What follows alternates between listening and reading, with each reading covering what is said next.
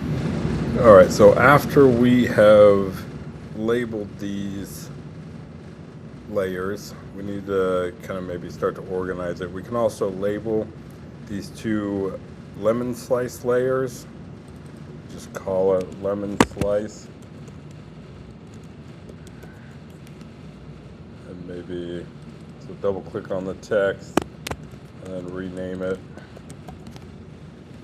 When you have that, what we are going to want to do is we're going to highlight that bottom layer, scroll up to the top, and then we should see this layer that's marked top of the can.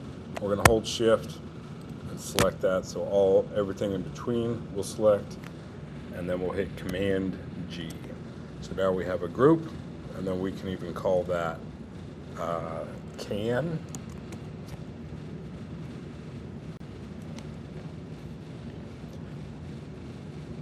And then after we have that, we want to start to add some shading to our can. So, pushing our contrast a little bit.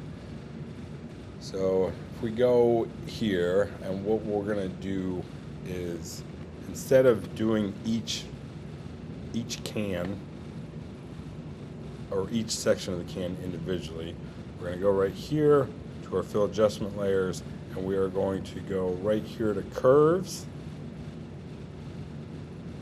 Should be up near the top. We're going to click on that, and that should bring that fill adjustment layer right above our group that's called can, and then we're going to drag this down. If you notice, it is happening to the whole image. And this is where we can do our Option Command G to clip, so it's only happening on the can, and we can kind of push the darks a little bit. So now, with that being said, we're not going to necessarily want that to be the case for the whole of the image, but this might be good for shadows. So what we're going to do is we're going to hit Command I to invert that layer mask, and we can see that it kind of goes back. So this is what it was before, after, and then it goes back to that. But now if we hit the letter B and go to our brush tool with white on top, we can try to do a 40% opacity, maybe 50% flow. And then with our brush, we can try to, just like a soft round brush,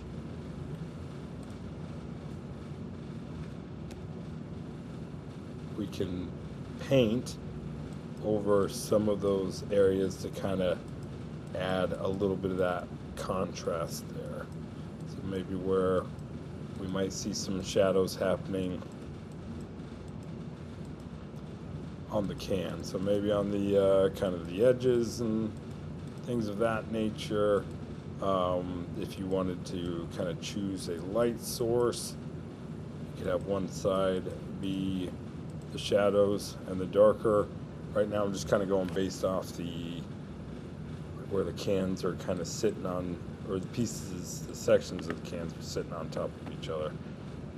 So we kind of have something like that. We can come right back down here, and then we can go curves again.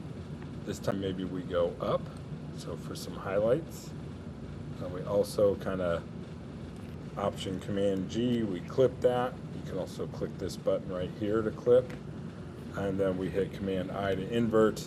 And then with that brush, maybe we pick some areas, kind of add some highlights. So if we kind of think maybe light source coming from this side, we might have a little bit more of some highlights on this.